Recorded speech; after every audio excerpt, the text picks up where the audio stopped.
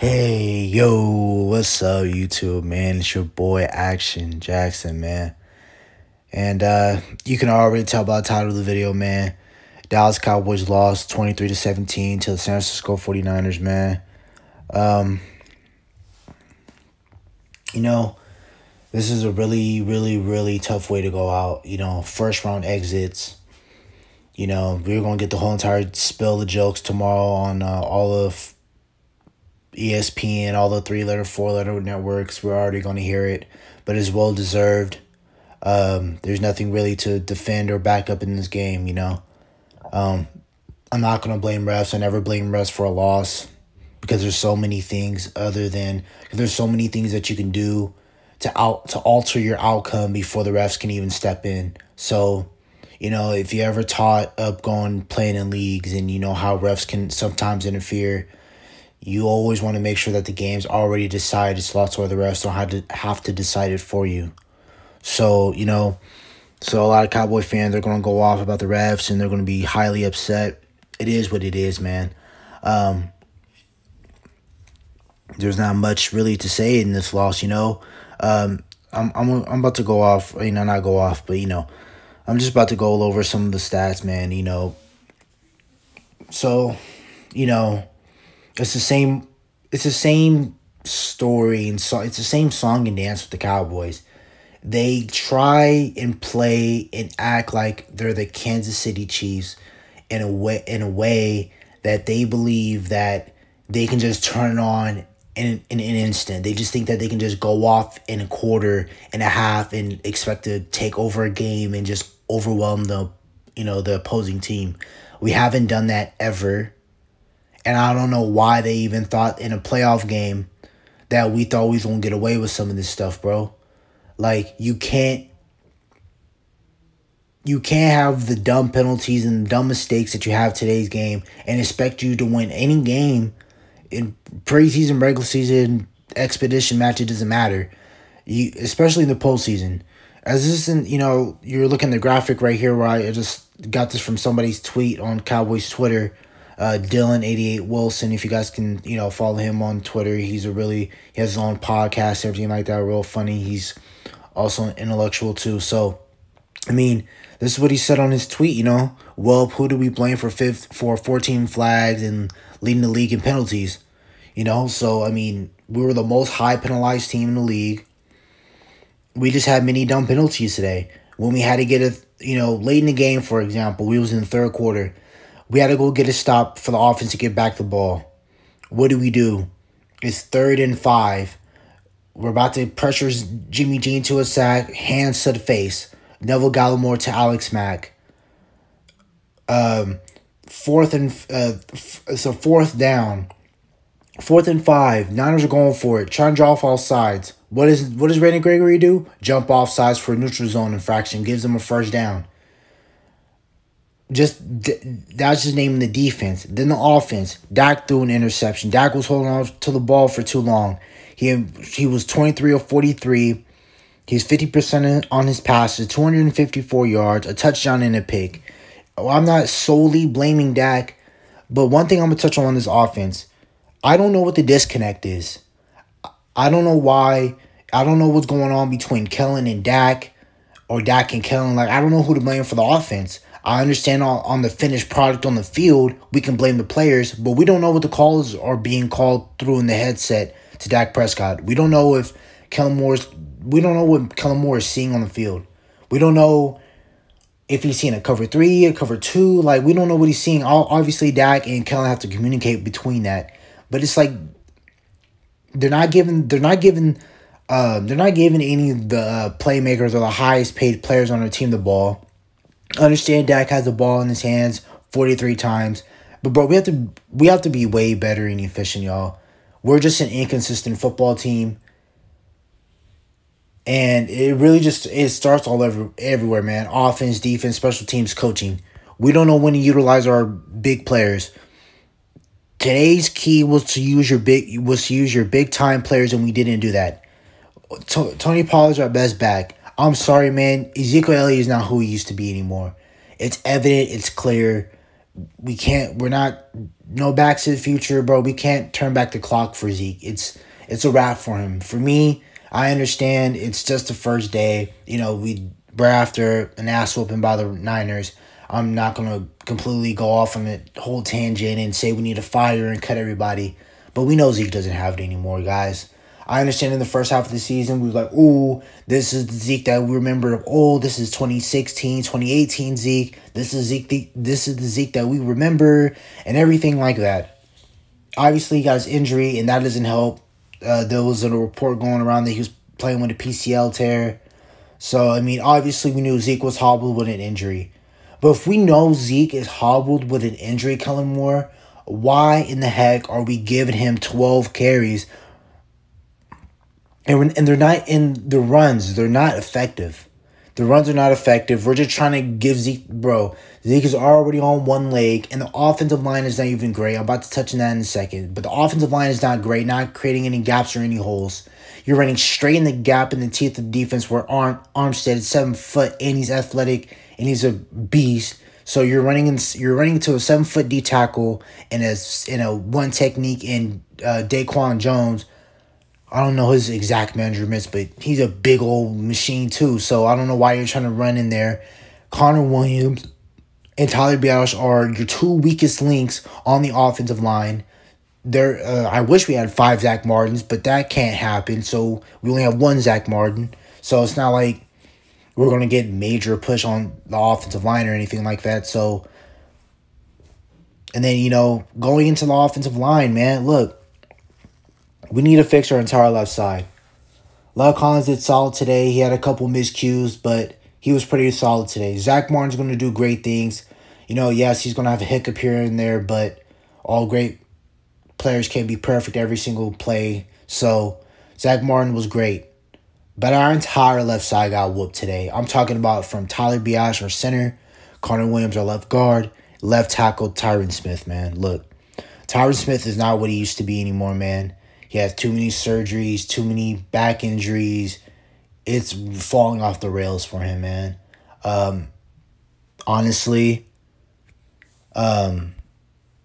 if you want to ask my opinion on where we go from this moving forward, definitely what I know what we need to attack in the draft is we need to go. We don't have an identity. We do not have an identity.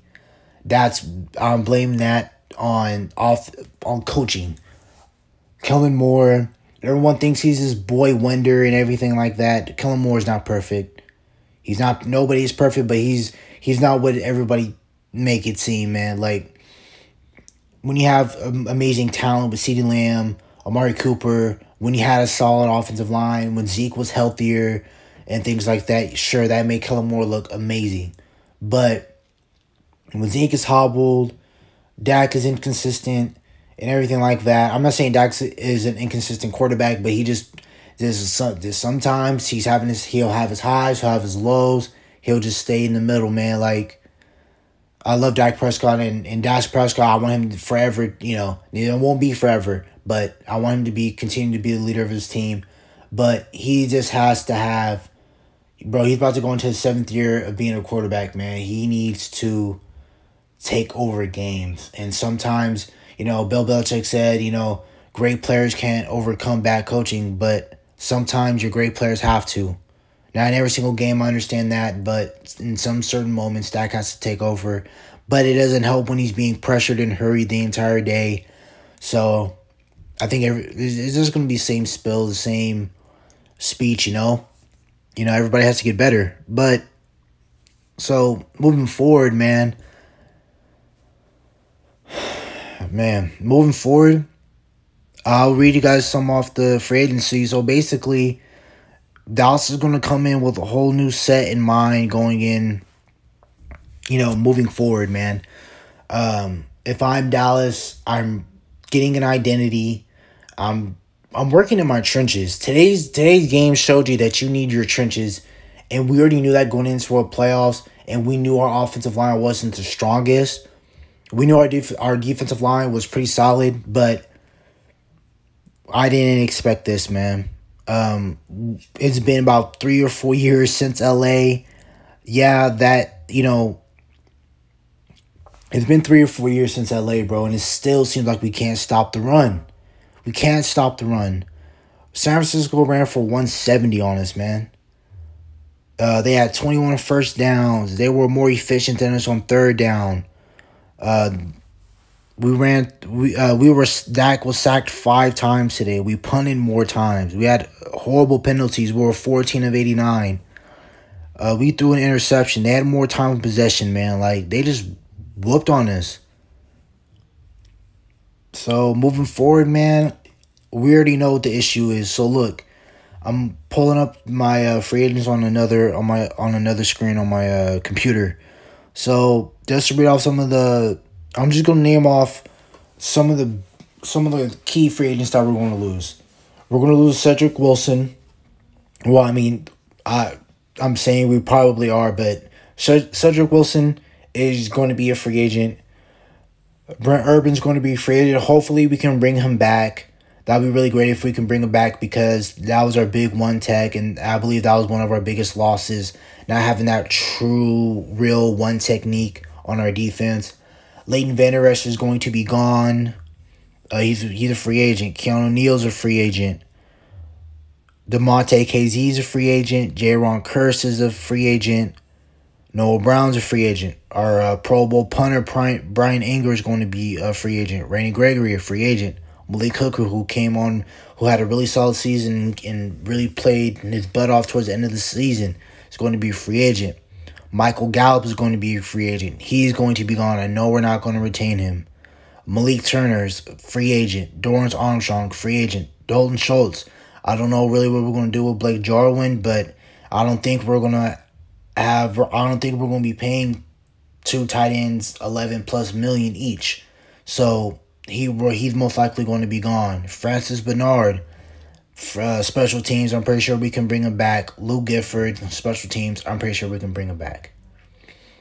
So looking on the outlook of your defense, I mean, I just gave it away, but it doesn't matter. Most of your key free agents are defensive players. And we obviously seen that our defense made a major turn from last year to this year, obviously. But you're losing a lot of key guys. You're losing your number one. You're losing your top guy. You're losing your top interior one tech. Brett Urban's going to be gone. Cedric Wilson, your third best receiver, fourth best, people will say. But when this offense was rolling, Cedric Wilson was on top of his game with us in the slot. Leighton Vander Esch is going to be gone. That's most likely your linebacker depth.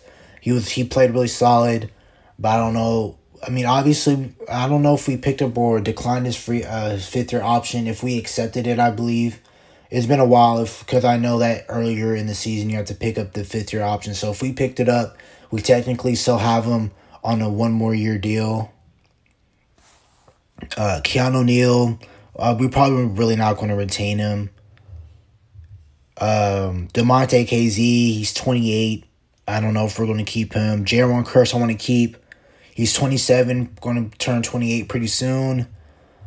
Noah Brown, it doesn't really matter if we keep him. I like to keep Brian Anger.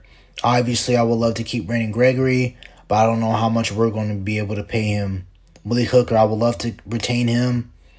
I believe we can bring him back. Gallup, like I already said before, he's going to be gone. Dalton Schultz is going to be gone. I would love to keep Dorrance Armstrong, but I don't know how much cap space we're going to, have during the offseason. I think last time I checked on a post, they were projecting that we're going to be in the negative. So like I said, moving forward, man, we need to fix our trenches. Offensive line is the main key point and focus I want to focus on. I want to get a new left tackle. I don't know what we're going to do with Tyron Smith.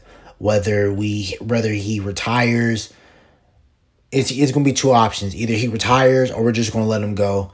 Eventually, I just think his only option from here on out is going to retire, because I don't think we can't really trade him.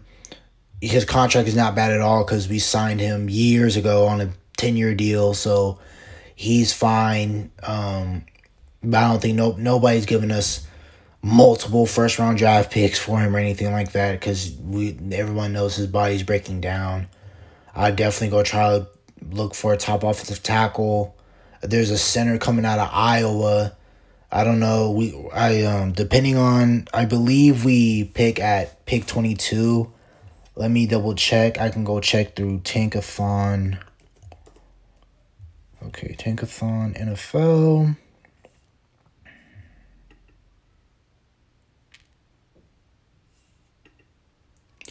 Most likely, we're going to have the 22nd pick. So we're going to be picking behind Philly, Las Vegas, and then another wild card team who played before us, whoever lost. So that's the direction. If you want to ask me where do we go, I'm going to say it again. We have to fix on our trenches.